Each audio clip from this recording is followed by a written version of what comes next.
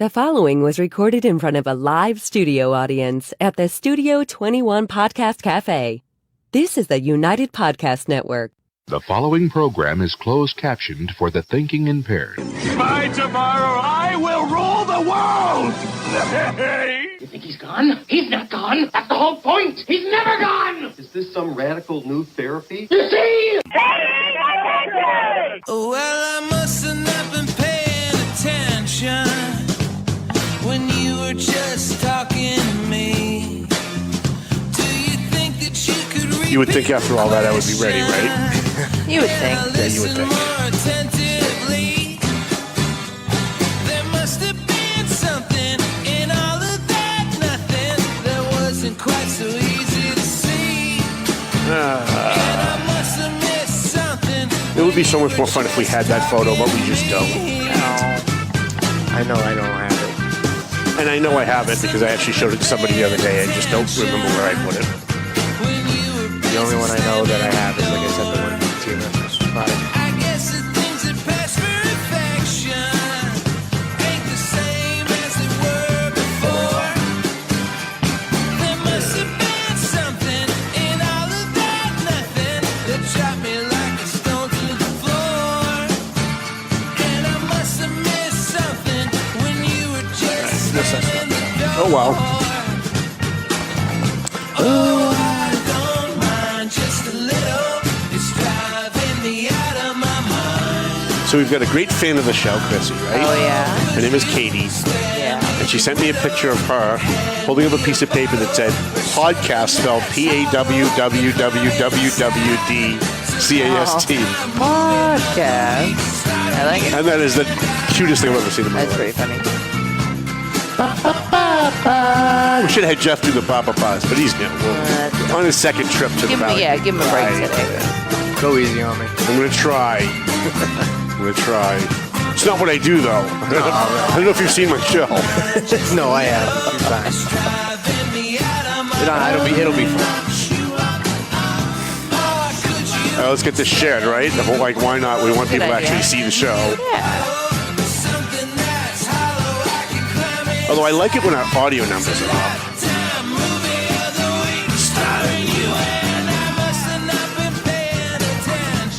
All right, we're up.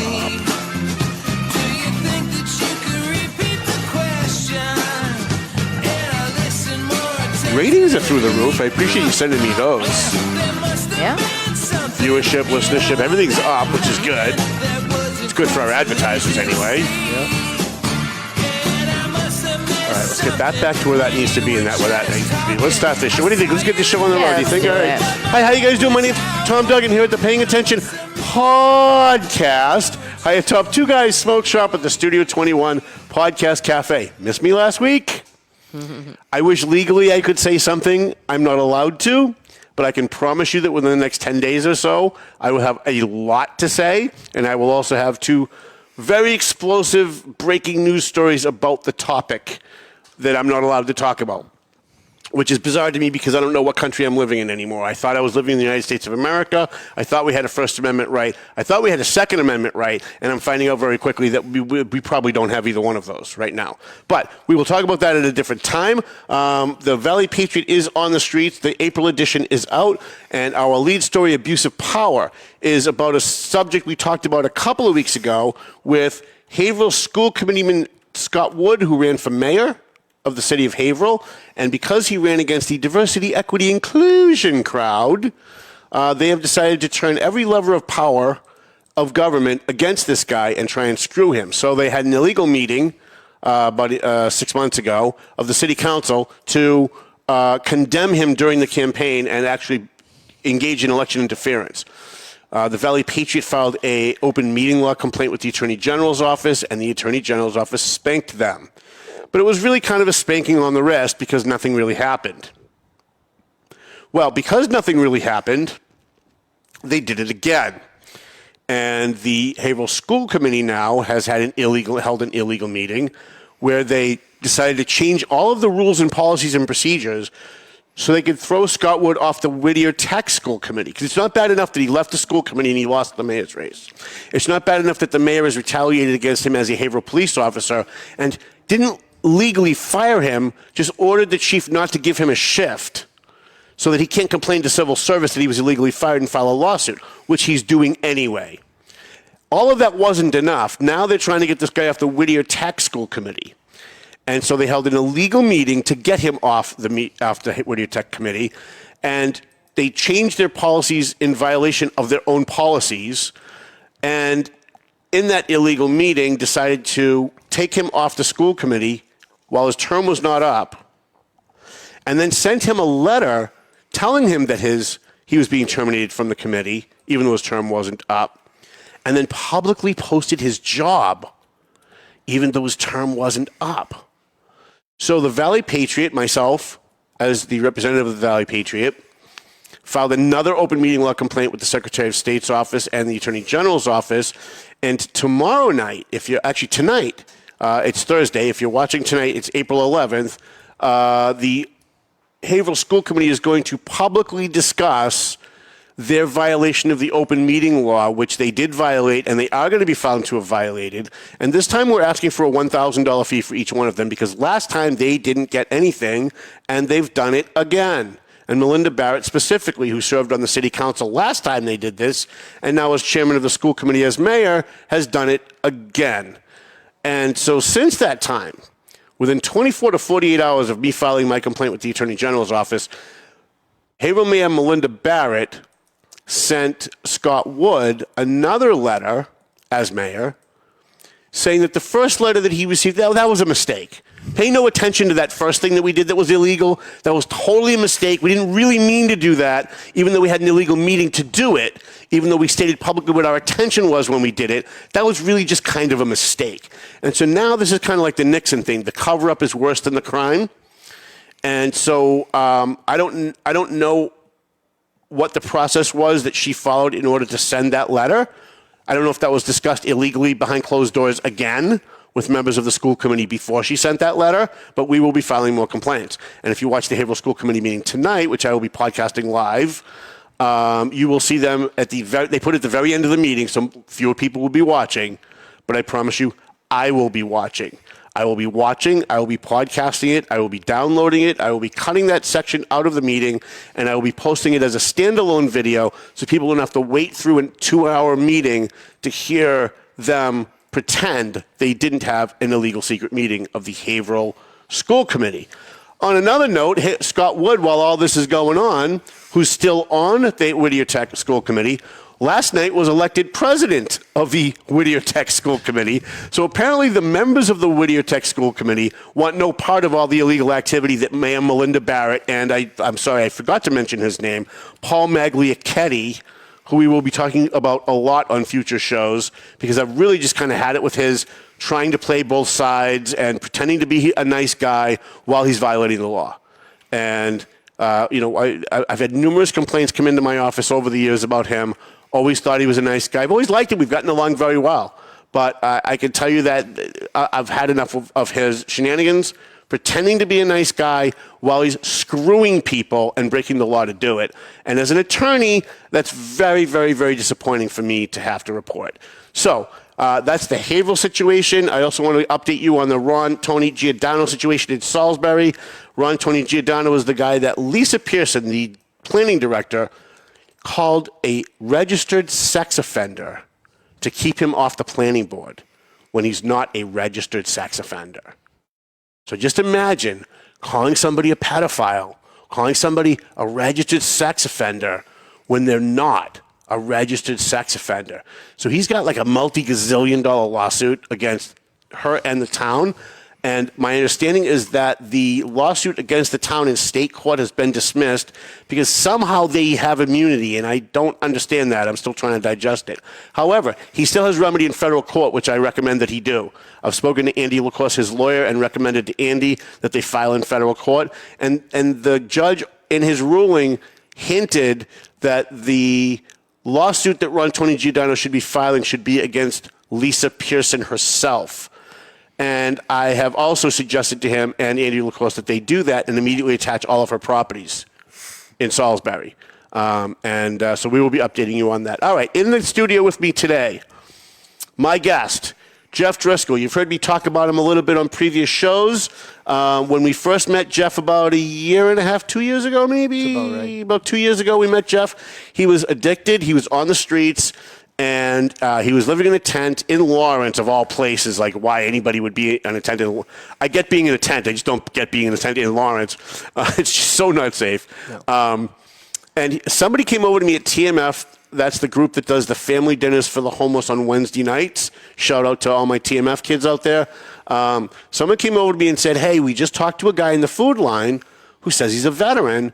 And we know that you've got like connections with Clear Path for Veterans New England and all those organizations to help veterans get off the streets, because some of the local veteran organizations that claim they help veterans don't really help veterans. So I went out of my way to try and find him. I couldn't find him, but somebody found him and said, hey, the guy in the red car is looking for you. So he came over to my car and we chatted. I called Randy Carter, who was on a skiing trip. He had just arrived in Vermont like an hour earlier. And I called him. He answered the phone, believe it or not, on the ski slopes. Actually, I think he was in his hotel. And I said, listen, we got a guy here. He's a homeless veteran. He's on the streets of Lawrence, of all places. And he is a veteran. I quizzed him. We have like a little test that we give people to make sure that they're not saying that they're a veteran when they're not. Like if you don't know what a DD-214 is, you're probably not a veteran, right? So Randy, even though he had just gotten there an hour earlier, got in his car and drove 5 hours back to Lawrence from Vermont from his ski trip. And the next morning, he and Yanitza from Clear Path showed up over on Bay State Road where Jeff was staying, put him in a car and brought him to Clear Path. Now, in the interim, he ended up signing himself out and then going back and then ending up at Daybreak. We're going to talk a lot about that. But I wanted to have him on the show because he's clean, he's employed, he is doing well, and I thought, he's been wanting to come on, but I thought this is a really great opportunity. There's a lot of people who are homeless. They all have phones, and a lot of them watch the show. And even if they're not a veteran, I thought maybe your story would be great to inspire some people that are on the streets to try and get clean. If they're veterans, to steer them toward the organizations that actually will help them get off the streets. Right. And I think your story is a compelling story. I love success stories. We don't have a lot in Lawrence. Right. So we try to cling to the ones that we do have. Mm-hmm. So I want to introduce you. This is Jeff Driscoll. He's formerly a homeless veteran. You served in the Marines, I understand. Yes, I did. I was in the Marine Corps. And you did one full term? Yes, one full term. And then almost a second term? No. No, you didn't do a second term. Just one term. One and done. So you went from this extremely structured environment of the military to the utter chaos of in a tent in the city of Lawrence. How did that happen? Like, how did you go from that to that?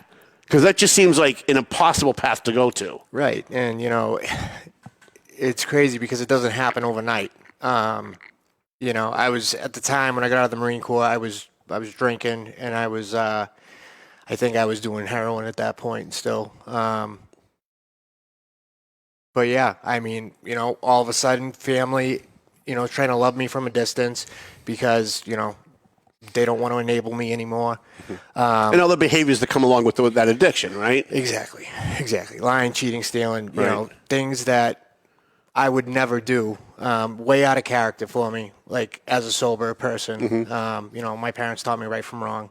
I talked to your mom when you were on the streets. Yeah. Because at one point you asked if you could use my phone. Yeah. And I let you use my phone. You said you wanted to call your mom, so I let you use my phone. But then afterwards, I called your mom and had a conversation with your mom. Yeah. And I think I said to you on the street the next time I saw you, the fact that your mom still takes your calls means you've got an 80% chance of getting out of here. Like the rest of these people that are out here, most of them have almost no chance because everyone in their life has completely cut them off.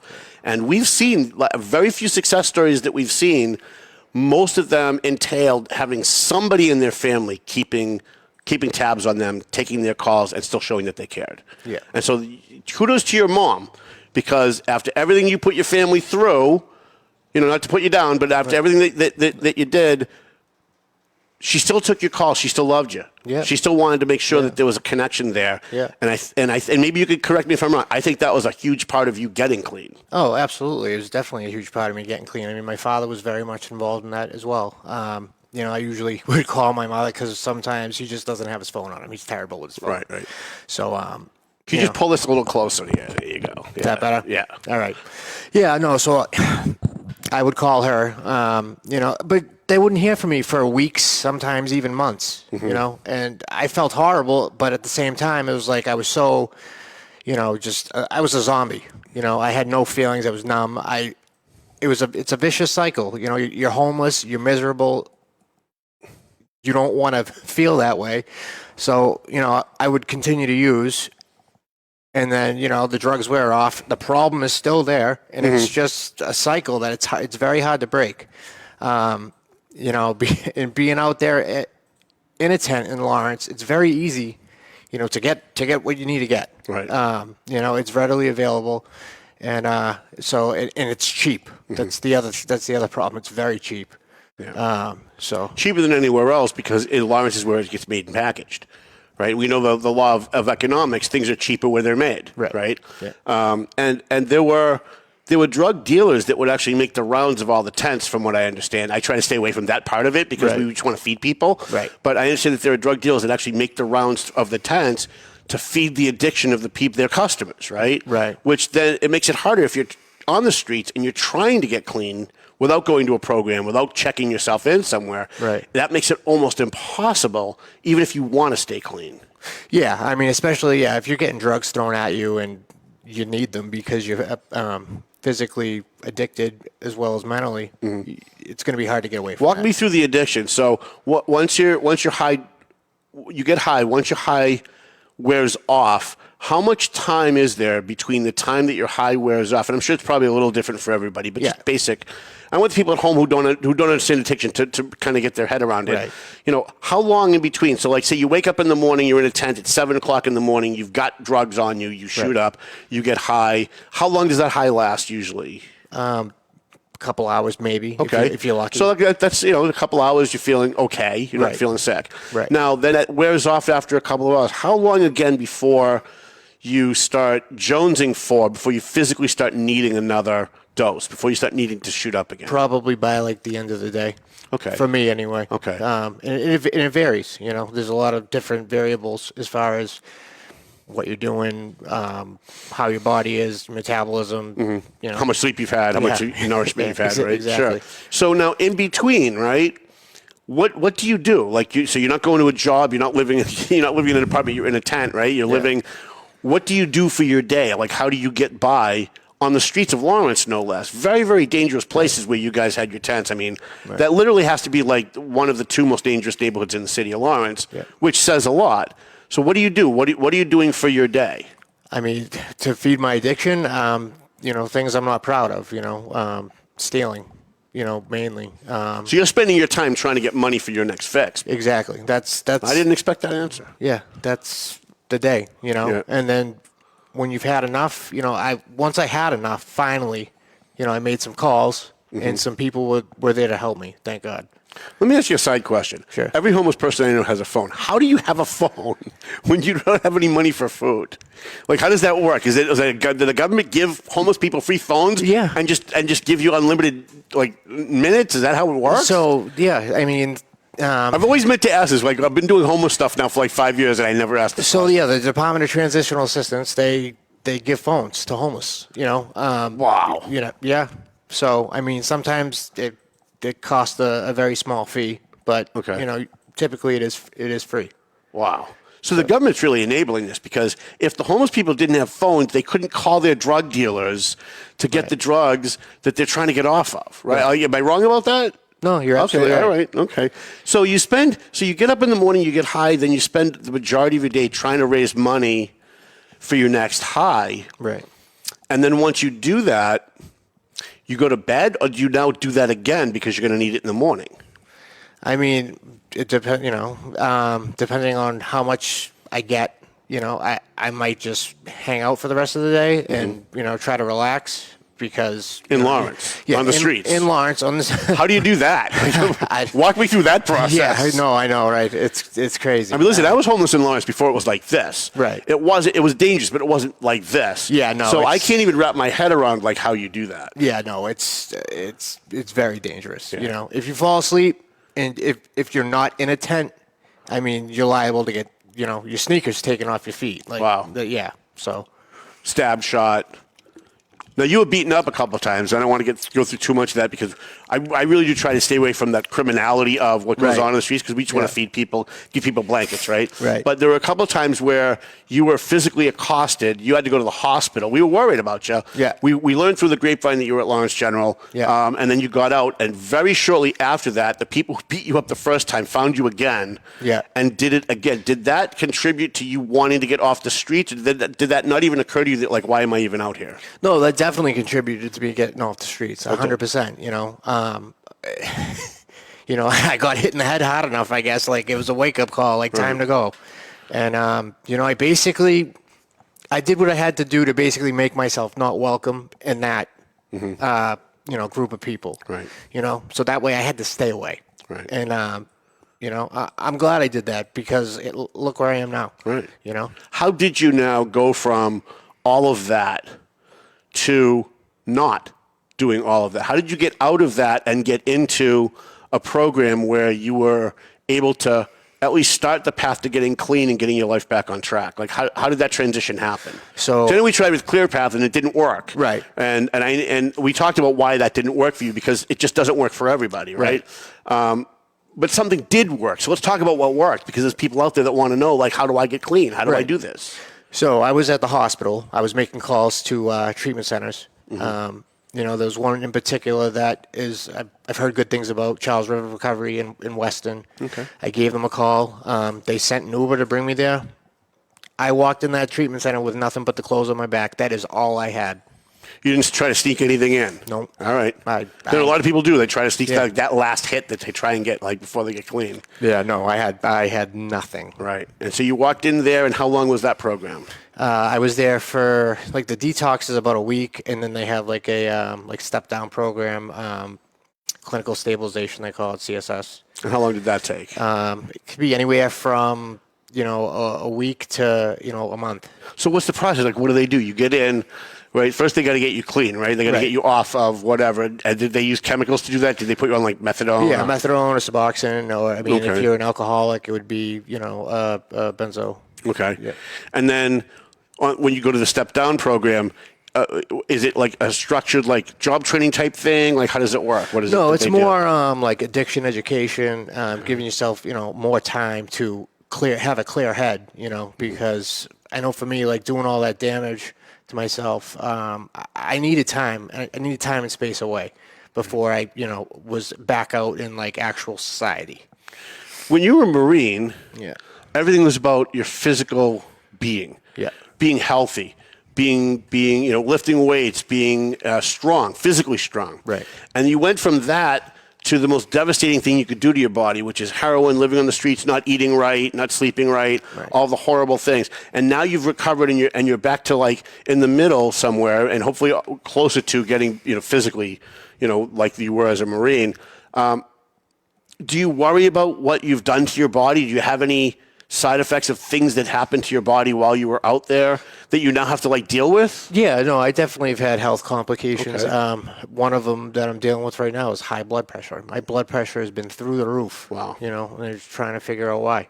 At 36 years old, I'm on blood pressure meds. Wow. And, I'm usually a healthy, healthy person otherwise.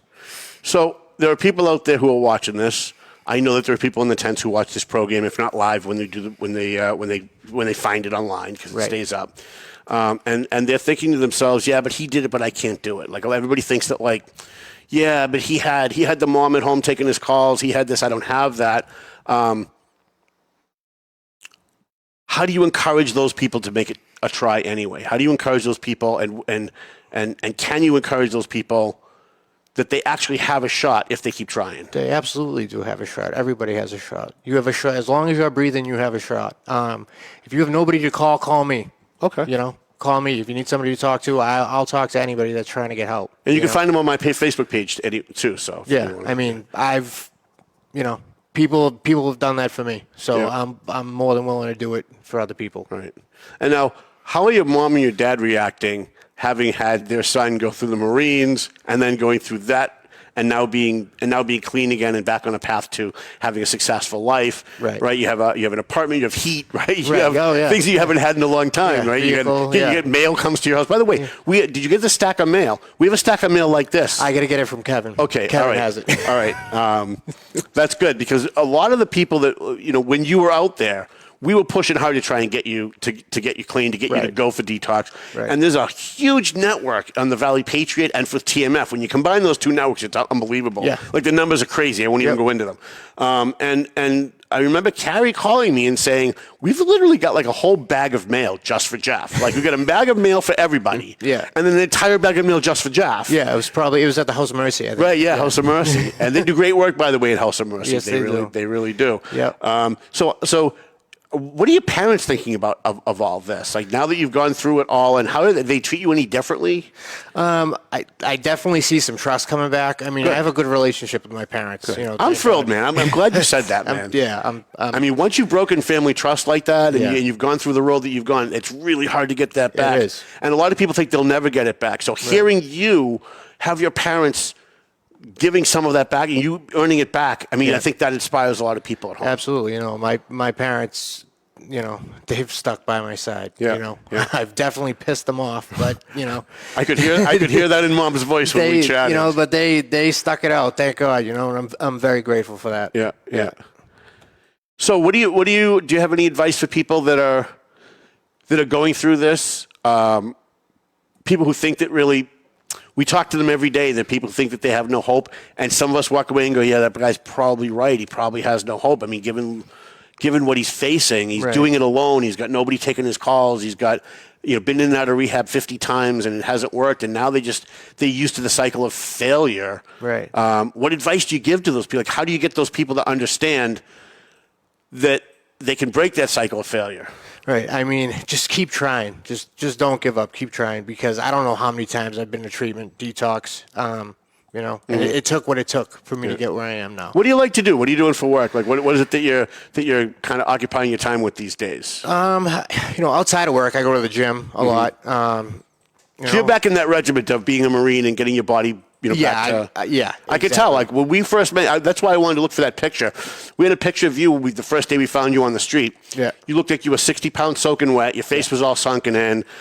You looked like you were on death's door. Like you literally looked like you were days away from dying. And looking at you now, you're healthy. It's great. It's great to see. Yeah. No, it was rough out there. My body fluctuates like that, like tremendously. Like I have pictures that you would look at. One of them, you see the other one, you're like, there's no way that it's him. Right, yeah.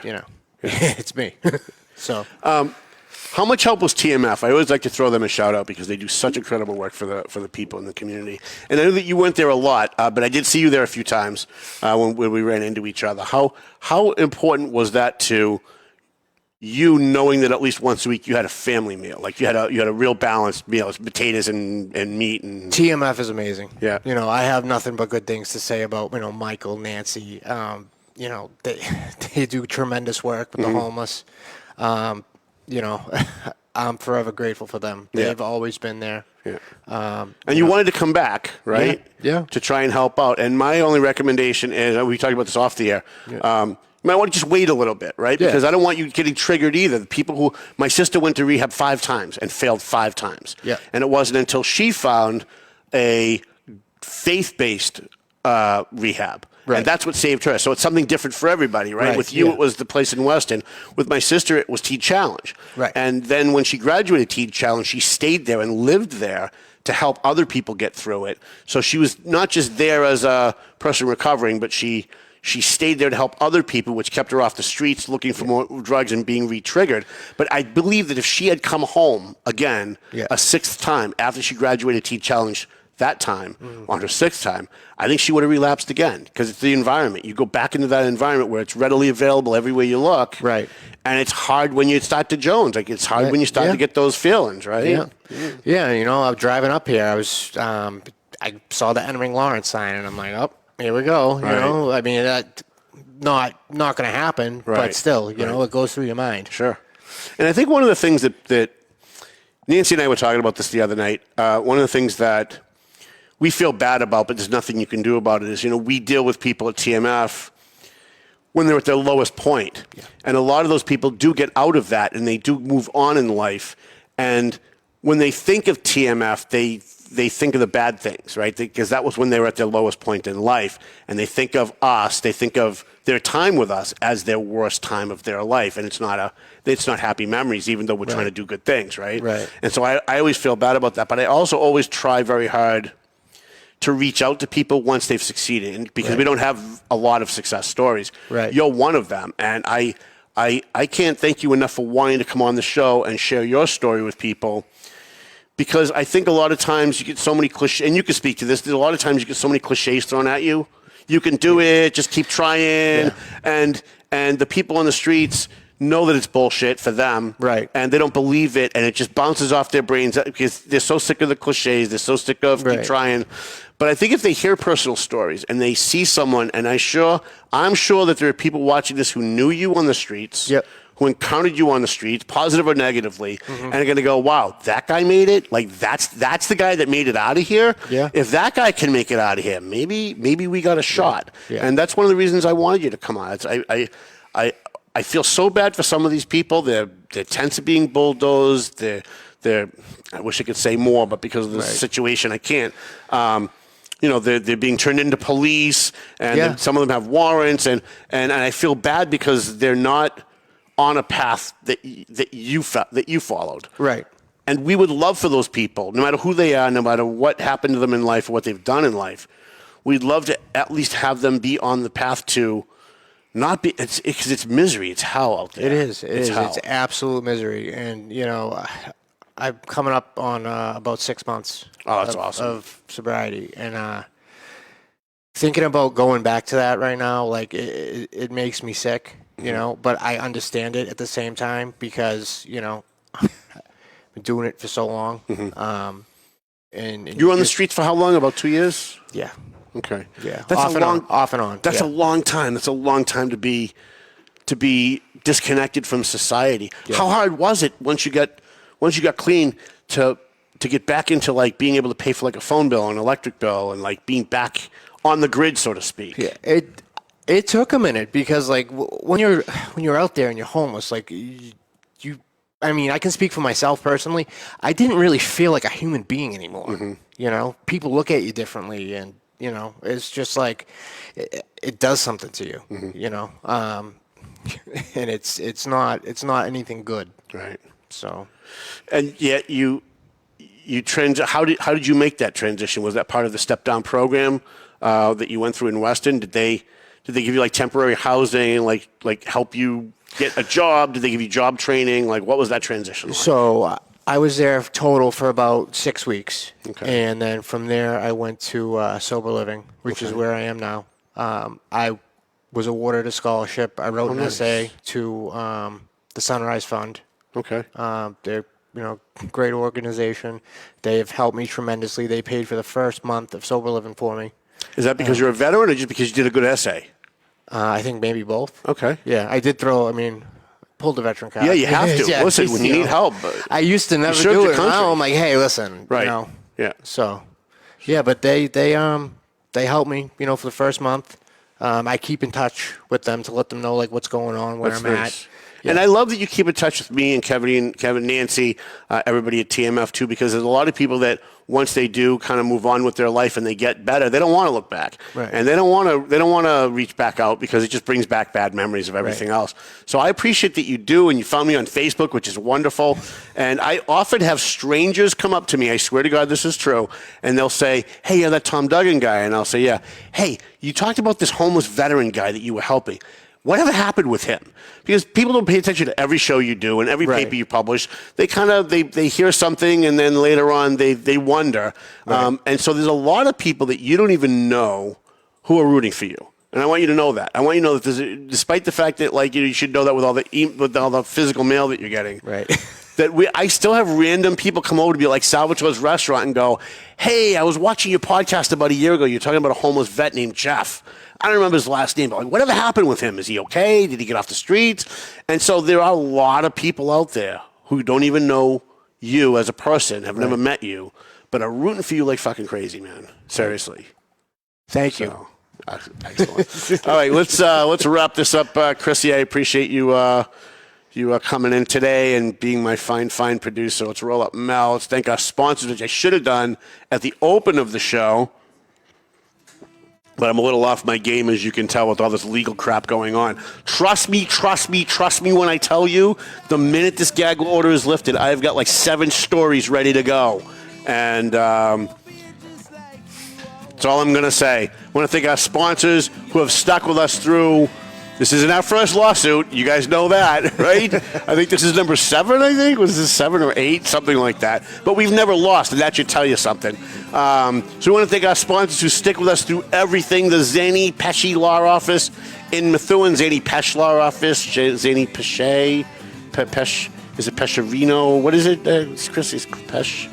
Pesha. You've confused me at this point. It's Zany Pesh Law Office. Century 21, McLennan Real Estate, Marsan and Son Construction. Thank Ronnie Marsan for a $1,000 donation to our Great Alliance Tech scholarship at the Bash. EIS, Investigation and Gun Training.